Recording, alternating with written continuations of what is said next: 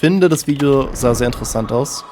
Was als nächstes? Was als nächstes mit Zelda? Und ich finde, irgendwie sieht das Thumbnail voll interessant aus, weil es einfach nach so. Wie hat das gemacht schon wieder? Sieht schon wieder nach einem neuen Zelda-Game aus irgendwie, ne? Sieht nicht nach TOTK auf jeden Fall aus, weil das irgendwie so einen besonderen Cell-Shading-Effekt hat oder sowas, keine Ahnung. Jedenfalls die Frage, was ist jetzt mit Zelda? Was machen wir mit Zelda jetzt? Weil jetzt ist BOTW und TOTK gekommen, wir haben auf der gleichen Engine, in der gleichen Welt und alles so, jetzt haben wir das abgeschlossen. Aber Aonuma hat gleichzeitig auch gesagt, es bleibt beim Open-World-Ding. Es wird jetzt kein Ocarina of Time 2 kommen oder sowas oder keine Ahnung was. Wir wissen nicht, wie sieht jetzt das nächste Zelda aus und wahrscheinlich beschäftigt er sich mit dem Thema. Und ganz ehrlich, ich bin froh, nicht in Aonumas Schuhen zu stecken, weil ich hätte keine Ahnung, was ich jetzt machen würde, wirklich. Ich kann mir null vorstellen, was als nächstes für ein Zelda kommt und wahrscheinlich müssen wir auch wieder 8 Jahre warten oder sowas. Aber mal schauen. Ich bin auf jeden Fall gespannt, was Celtic hierzu beizutragen hat, ja? Like lassen wir aus Prinzip da. Untertitel gibt es, ne? So. Ich finde es aber nicht schön eigentlich, sich die Frage jetzt schon zu stellen, weil ich denke mir, ja, ich verstehe, das Video ist schon passend, aber TOTK ist noch nicht vorbei. Ich meine, ja, das kommt kein DLC mehr, aber ich will das Spiel noch genießen. Das ist noch nicht vorbei, das ist noch nicht durch in meinem Kopf, ja? Ich weiß immer noch nicht alles darüber.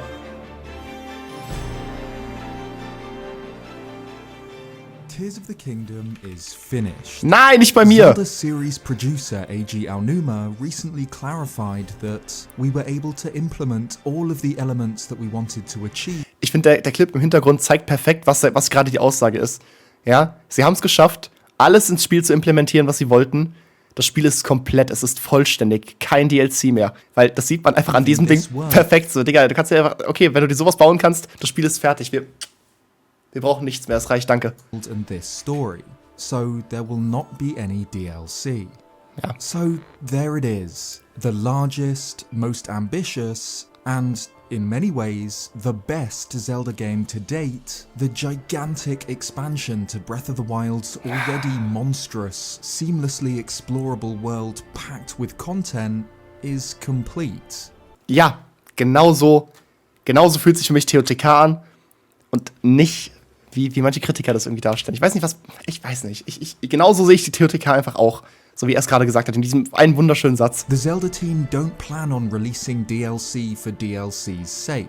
Even though Tears of the Kingdom broke the record for the fastest selling Nintendo game of all time, they've accomplished What? Oh. Ich wusste nicht, ich hab's nicht mitgekriegt. Ich wusste nicht, dass TOTK das bestverkaufte Nintendo-Spiel aller Zeiten war. Krass, Digga. Die könnten so viel Kohle damit machen, ne, wenn sie DLC machen würden, aber sie machen es nicht. Das muss man denen so zugutehalten, echt, ne? Everything they wanted for this version of Hyrule. In a different interview, Aonuma stated that we feel like we've already fully explored and exhausted the gameplay possibilities in this world. Initially, the reason we decided to develop a sequel was because we believed there was still value in experiencing new gameplay within that particular Hyrule. Haben wir auch schon tausendmal besprochen, ne? TOTK existiert nur, weil BOTW nicht genug Platz hat, um alles unterzubringen, alle Ideen. Und dann haben sie halt noch weitergebaut und daraus ist halt TOTK entstanden. So, das war ja. Find a compelling reason, we may revisit that world once again. So, for now at least, it seems that the wild era of The Legend of Zelda has come to an end. What's next? Pain. So viel guter Content, Alter. So viel guter Content. Nein. Wie gesagt, wir wissen ja, was Aonuma grob plant. Und wenn er sich daran hält, dann würden die nächsten Zeldas nicht schlechter. Whether it's another sequel or an entirely new title, I believe the next game will offer a completely new experience. I hope you'll look forward to it. Er hat sogar gesagt, selbst wenn es ein Sequel sein sollte, die machen doch nicht nochmal ein Sequel. Niemals machen die noch ein Sequel. Niemals. Aonuma's comments about whatever game follows Tears of the Kingdom have been characteristically vague. We know that there is, of course, a new main Zelda in production. The team are always working on the next game, but exactly what that looks like is a mystery.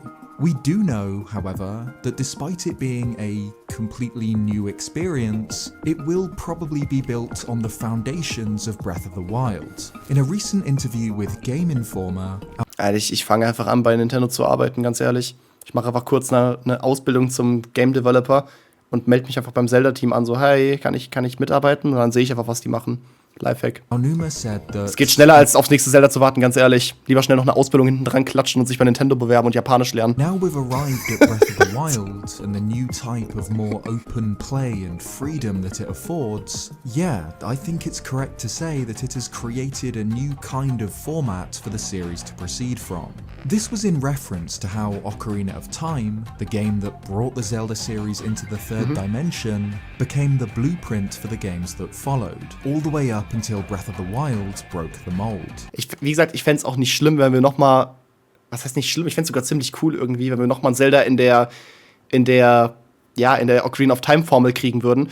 Aber gleichzeitig wäre ich halt auch irgendwie traurig darüber, weil ich wüsste, okay, dann ist halt wieder die Open World BOTW Formel weg. So, dann müssen sie halt, dann lässt das nächste Spiel noch länger auf sich warten, logischerweise.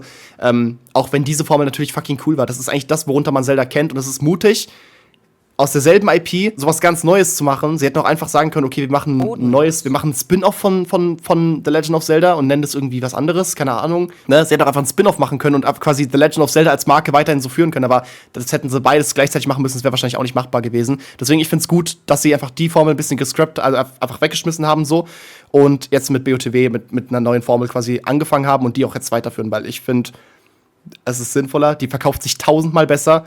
Mir hat es noch mehr Spaß gemacht als die alten Teile, auch wenn es halt schwierig ist und ein bisschen wehtut, diese Formel dafür abzugeben und das, was man ursprünglich unter Zelda kannte, ne? Aber es ist okay, wir können damit leben. So it's safe to say that whatever the next main entry in the series ends up looking like, it will probably be built around a core that is very similar to Breath of the Wild. Just like how Majora's Mask, The Wind Waker, Twilight Princess and Skyward Sword are all based on the foundations of Ocarina of Time. This doesn't mean that we can expect to just get another Breath of the Wild or Tears of the Kingdom, however, just that the core design philosophy of these games will likely continue into the next. Eben, und da haben, glaube ich, auch viele ein bisschen Angst und denken so, nochmal das Gleiche? Nein, nicht das Gleiche, so. Aber Ocarina of Time sieht zwar, also ne, Majora's Mask sieht auch aus wie Ocarina of Time, weil es die gleiche Engine ist und alles Gleiche ist im Prinzip so, von der Optik her, ne? Aber vergleicht mal Skyward Sword mit Twilight Princess oder mit Wind Waker vor allem, das sieht ja komplett anders aus einfach. Deswegen, wir müssen nicht weiter mit dieser Optik fahren, so mit diesem Artstyle. Das kann sich auch ganz anders aussehen, wieder. Aber, ne, trotzdem, dass die Spielmechaniken dieselben bleiben. Das finde ich halt cool. Unparalleled freedom. Mit den zerbrechbaren Items, Open World, so, du kannst die Welt erkunden, wie du willst. Das ist halt das, was ich eigentlich so liebe. During development of Breath of the Wild, the Zelda team sieht so weird refrained aus! from using the term open world to describe the game. Instead, they started to call it open air. Bill Trinan said that, "From my perspective, I look at a lot of open world games and the world is a setting for the story the developers want to tell in that space. I look at this game and I see a world that is fully integrated into the exploration and adventure. It's not just a world that you're passing through, it's sort of a world that you're part of. So much of the adventure and exploration is in this outdoor space. And the theme of wilderness collectively seemed like open air was the right fit for it." Series creator Shigeru Voll die künstlerische Ausdrucksweise. Warum Open Air ein besserer Begriff ist als Open World, so. Ich checke aber, wie es gemeint ist, so. Miyamoto grew up playing in the open countryside of rural Japan, exploring fields and caves, which eventually led to a passion for mountain climbing and hiking. When he began game development, Alter, wenn ich da aufgewachsen wäre, dann hätte ich, glaube ich, auch TOTK entwickelt. Dann wäre ich heute auch der CEO of Zelda. Into his work. When describing the development of the original Legend of Zelda game, he likened it to giving players a miniature garden they could keep inside their drawer. Meaning, the goal was to create an experience that captured the wonder of exploration, to take an NES das ist so schön, so alte cartridge Zeichnungen and zu sehen, ne? squeeze onto it an entire wilderness that players could adventure through. Just like how Miyamoto himself once explored the countryside near his house. Breath of the Wild and Tears of the Kingdom come the closest to finally achieving this dream of Miyamoto's. This Kingdom of Hyrule, especially the sequel's expanded version, is as seamless and open as the Switch can handle. Tears of the Kingdom has, by far, the greatest, most immersive world of any game I've ever played. Link can travel from floating islands in the skies far above one end of the Right. map to the deepest reaches of the depths on the other side without ever running into a loading screen or invisible wall. Es ist so krass. Es ist so krass. Ich finde es bis heute so krass. Und da ich weiß nicht, vielleicht gibt es andere Spiele, wo sowas auch gibt. So eine riesige Open World, dass du wie er gerade gesagt hat, dass du vom Himmel von ganz oben in den Untergrund in irgendeine so eine scheiß Höhle springen kannst, ohne irgendwelche Ladescreens, ohne unsichtbare Wände, ohne irgendwelche Zwischenruckler. Also scheiß mal auf Ruckler, scheiß auf die technische Performance, das ist halt nur eine Switch, ne? Aber wie krass das an sich einfach ist, finde ich krass. In Real Life geht es. In Real Life kannst du nicht im Himmel rumgleiten und du hast doch keinen Untergrund. Very core of these modern Zelda games is the desire to realize as open a world as possible for players to explore. And this is the soul which will all but definitely return in whatever game follows up on the Wild era. Personally, I'd love for the next Zelda to once again throw us into a completely new, gigantic, seamless world, built with the same level of care and attention to detail that Breath of the Wild was, but one that reintroduces some of the older game's classic elements. More traditional dungeons, an item progression throughout the game, and a story that develops in the present alongside your adventure. This was something I had hoped for Tears of the Kingdom, that it would be a game that took the foundations of Breath of the Wild, then built a more traditional Zelda experience on top of its world. Ich finde, man kann ein bisschen Freiheit opfern. Freiheit und Ordnung, sag ich mal, stehen sich manchmal ja ein bisschen im Weg irgendwie. So, klingt voll wie die allgemeine und voll die wichtige Aussage so, voll die diepe Aussage. Aber Freiheit und Ordnung stehen sich so ein bisschen im Weg in dem Sinne, dass dem Spieler hier zum Beispiel die Freiheit gelassen wird, geh in welchen Dungeon auch immer du möchtest, es ist scheißegal so, aber dadurch ist halt die Ordnung weg, im Sinne von, du kannst auch die falschen Erinnerungen zuerst machen, du kannst dir selbst die Story spoilern, weil das ist ja die Sache, TOTK ist ja das erste Spiel, was es geschafft hat, eine geile Story zu haben, aber ein beschissenes Storytelling, also ein richtig beschissenes Storytelling. Das ist echt einer der größten Kritikpunkte an TOTK, dass du einfach dich sofort spoilern lassen kannst, indem du beim Hebra-Gebiet eine Erinnerung siehst, wie Sonja tot ist und Ganon zum Dämonenkönig wird. Direkt am Anfang vom Spiel. Mega dumm einfach. Die Glyphen sind schon gut verteilt. Ja, auf jeden Fall, ne? Auf jeden Fall. Und das meine ich halt. Dadurch, dass man die Freiheit hat, ist halt die Ordnung zerstört. Und du kannst dir alles kaputt machen damit. Und es kann Chaos entstehen. Und genau das Gleiche mit den Dungeons. Und ich finde, man könnte in dem Punkt gerne in den zukünftigen Zeldas die Freiheit wieder ein bisschen aufgeben, indem man Ordnung schafft. Indem man sagt, du kriegst am Anfang dieses wichtige Item, zum Beispiel einen Boomerang. Und es gibt keine Boomeränge mehr in den ganz normalen Stellen im Spiel, sondern Boomerang ist halt wieder ein Dungeon-Item so. Du kriegst am Anfang den Boomerang, kannst damit aber nur in den Dungeon reingehen. Und wenn du den Dungeon gemacht hast, du kannst auch zwischendrin die ganze andere Welt erkunden, aber du kannst halt nur in den Dungeon rein. Und die anderen 3, 4, 5, 6 Dungeons sind halt gesperrt. Und wenn du dann den einen Dungeon, den ersten Dungeon gemacht hast, kriegst du halt in dem Dungeon dein zweites Dungeon-Item, musst den Dungeon abschließen, bliblablub. Dann kannst du mit dem nächsten Dungeon-Item, dem Enterhaken, keine Ahnung, in den nächsten Dungeon reingehen. So, und damit hast du ein bisschen Ordnung, aber du hast halt nicht mehr die Freiheit, jeden Dungeon in deiner Reihenfolge zu machen. Aber ich finde, das ist komplett fein, das kann man machen. Weil ich glaube, sie haben es mit BOTW und TOTK echt auf die Spitze getrieben, haben gesagt, ja, hier komm, scheiß drauf, mach einfach, mach, was du willst. Und ich finde, das beste Beispiel dafür sind die Schreine in TOTK. Weil es ist ja ein Meme einfach, dass man in TOTK jeden Schrein auf 1000 verschiedene Arten falsch lösen kann. Und Nintendo war sich dem bewusst. Und ich finde es ganz cool persönlich. Aber viele haben auch gesagt, so, ja, das ist einfach lazy. So, dann ist einfach der Rätselaspekt fällt dadurch weg, so, und man muss überhaupt nicht mehr nachdenken, weil du einfach alles cheesen kannst, so. Ich finde, das kann man als Spieler immer noch selbst machen, man kann ja auch immer noch überlegen, was ist die richtige Methode, aber man hat halt die Möglichkeit, es zu cheaten, so, ja, okay. Ich finde es jetzt, wie gesagt, nicht so schlimm, weil ich finde es immer ganz cool, mir einen eigenen Weg zu überlegen, aber andererseits, der Rätselaspekt ist halt dadurch ein bisschen weggefallen, weil jeder hat immer eine Lösung gefunden, im Prinzip, für jeden Schrein. Und das meine ich halt, so, bei sowas könnten sie gerne wieder die Freiheit dem Spieler ein bisschen wegnehmen und dafür ein bisschen mehr Struktur verleihen und einen Weg vorgeben, so, da habe ich kein Problem mit. Aber, wie gesagt, die haben sich jetzt, glaube ich, mal ein bisschen in die eine Richtung, ist eine extrem orientiert und sind halt von diesem sehr versteiften, linearen Spielweg abgekommen. Haben dann mit BOTW dem Spieler sehr viel Freiraum gegeben und mit TOTK noch mal mehr. So, in TOTK kannst du wirklich machen, was du willst. So, das beste Beispiel ist eigentlich der Geistertempel. Dass du den Geistertempel ja eigentlich erst machen sollst, nachdem du alle 4 anderen Tempel gemacht hast. Aber wenn du willst, machst du es halt nicht so. Du kriegst halt keine Hinweise, dass du da hingehen kannst und du kannst die Donnergroll-Insel nicht auflösen. Aber du kannst halt durch den Nebel gehen und kannst halt einfach wirklich Minero befreien, wenn du willst. Du brauchst nur 10 Herzen und das ist halt ein Witz. Und selbst das kann man cheaten. Selbst die 10 Herzen kannst du ercheaten. So. Also kannst unten drunter mit Schwebestein und kannst dann durch die Decke ascenden. Dann bist du auch in dem Raum drin. So. Falls ihr gerade nicht wisst, was ich meine, das ist da, wo man die Maske kriegt. Ihr wisst Bescheid, ne? Also, Versteht ihr, was ich meine? So, genug geraged, weiter geht's. Instead, Tears of the Kingdom doubled down on almost everything Breath of the Wild introduced, amplifying its strengths, but also further exposing the weaknesses of open-air Zelda. This divide between old and new Zelda is obviously something that the developers are aware of. In another interview, Aonuma said that it's difficult to say anything about the future. That being said, thanks.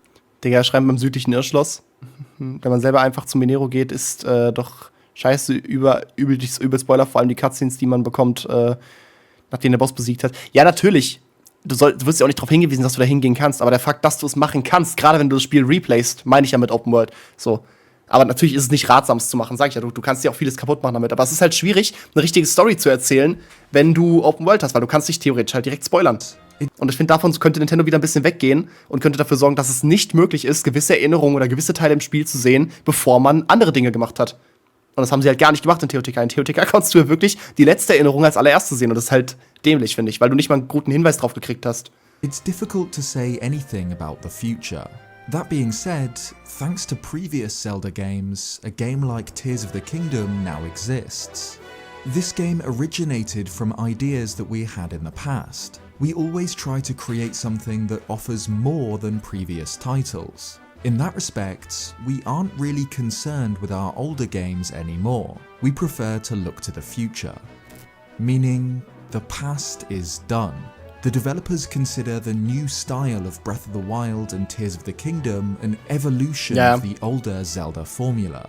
And it doesn't seem that they plan on looking back at the classic games for inspiration going forward. Personally, also ich finde, für Inspiration können sie schon noch Dinge aus den alten Games übernehmen, aber solange die Grundformel passt, finde ich das in Ordnung. Also solange die Grundformel an BOTW und TOTK angelehnt bleibt, finde ich das gut. Hope that there are significant changes to the open-air format in the next title, and I'm sure that this will be the case. There are truly no heißt das, wir kriegen keine Remakes? Nein, auf gar keinen Fall. Das hat damit ja nichts zu tun. No end of possibilities for where open-air. Es geht gerade nur um neue Spiele, die entwickelt werden so. Zelda could take us. Imagine a game with the bones of Breath of the Wild, set on a Wind Waker-esque ocean, with a submerged kingdom forgotten, set on a Wind Waker-esque. Imagine a game with the bones of Breath of the Wild, set on a Wind Waker-esque ocean, with a submerged kingdom forgotten in its depths, where Link can freely sail between islands, or swim through the waters to find lost treasure and sunken ruins. We could even see a futuristic sci-fi. Das war wild. Das UFO in BOTW, das war wild.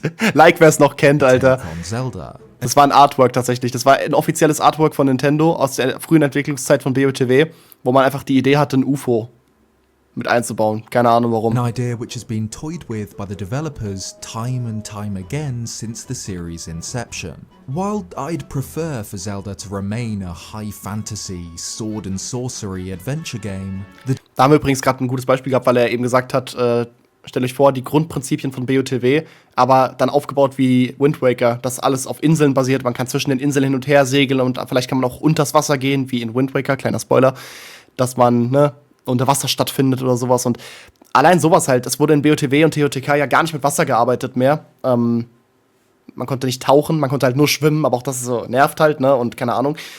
Wie cool wäre es bitte, einfach ein Zelda zu haben, ein Open-World-Zelda, in dem man halb im Wasser lebt, halb an Land, so vielleicht, weiß nicht, irgendwie seine Form wandeln kann und dadurch halb unter Wasser leben kann und sich da frei bewegen kann und dreidimensional schwimmen kann, aber sehr, sehr locker und alles. Checkt ihr, wie ich meine? Das wäre doch so cool einfach. Da haben wir schon was, ne? Man könnte quasi mal viel mehr auf einem alten Game basieren, so. Oder auch der Wassertempel zum Beispiel. Der Wassertempel aus OOT. Oder man könnte auch mit diesen Eisenstiefeln könnte man unter Wasser laufen. Das ist halt mega geil einfach. So. Sowas, das hatten wir gar nicht in BOTW und TOTK. Mit Wasser wurde quasi gar nicht gearbeitet. Und halt Wind Waker, bestes Beispiel. Weil Wind Waker ging sehr, sehr viel um Wasser und ums Meer so. Und das hat halt einfach komplett gefehlt, so, oder dieser Aspekt hat komplett gefehlt im Prinzip. As they retain the essence of Zelda, they feel that they have the freedom to transform Zelda into many different things, while keeping it connected to its roots. Whatever direction the next open-air Zelda takes, it will still capture the soul of the series.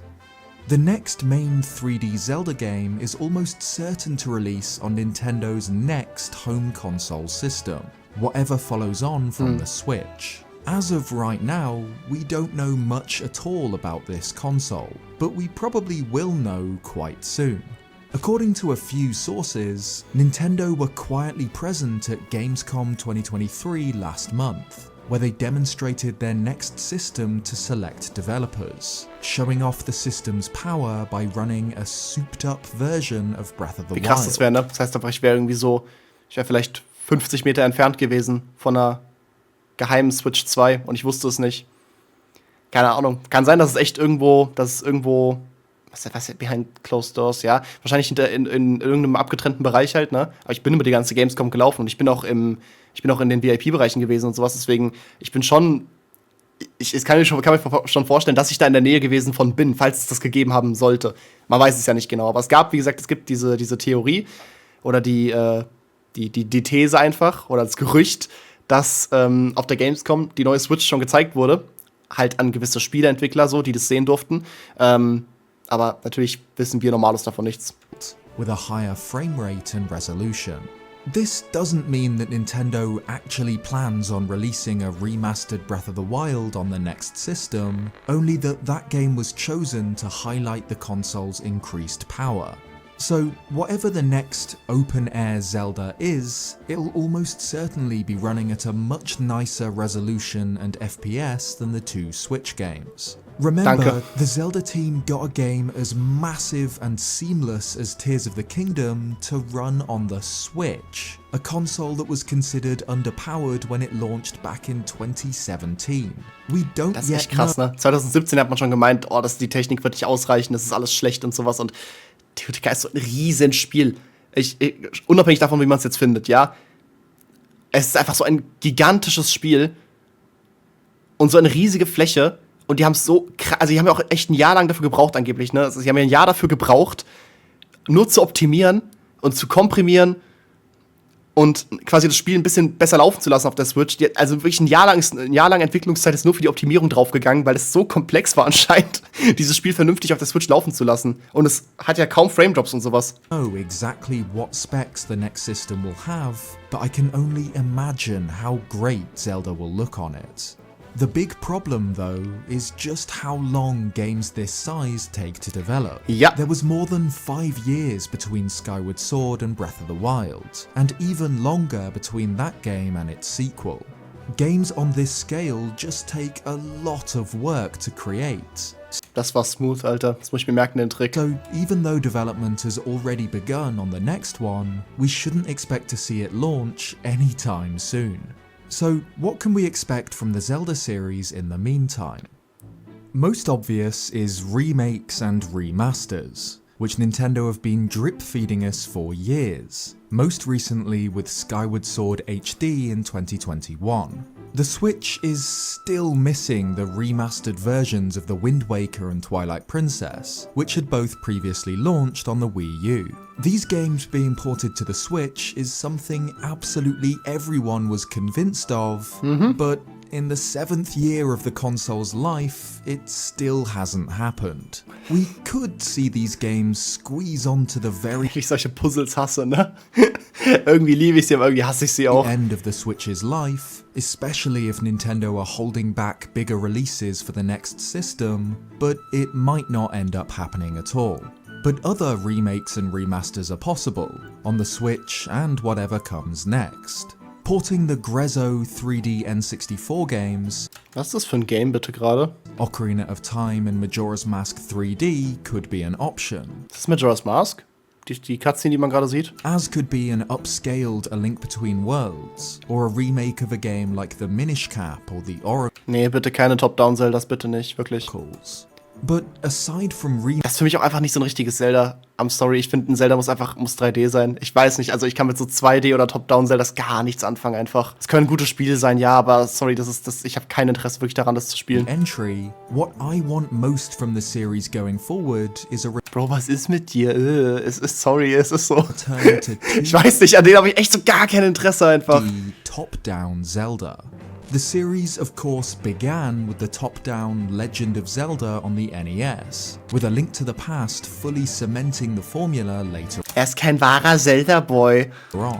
Despite this, we haven't gotten a new 2D Zelda game in 10 years, since A Link Between Worlds in 2013. Ja, reicht and auch. even that was closely based on A Link to the Past, Ja, reicht. reusing its overworld. The Switch, of course, saw a gorgeous remake of Link's Awakening, which adds a Das war fresh echt coat cool. of paint and a ton of charm to one of the most solid entries in the series. While the game barely holds a candle to the monstrous sales numbers of Breath of the Wild and Tears of the Kingdom, the Link's Awakening remake shows that 2D Zelda games still work today.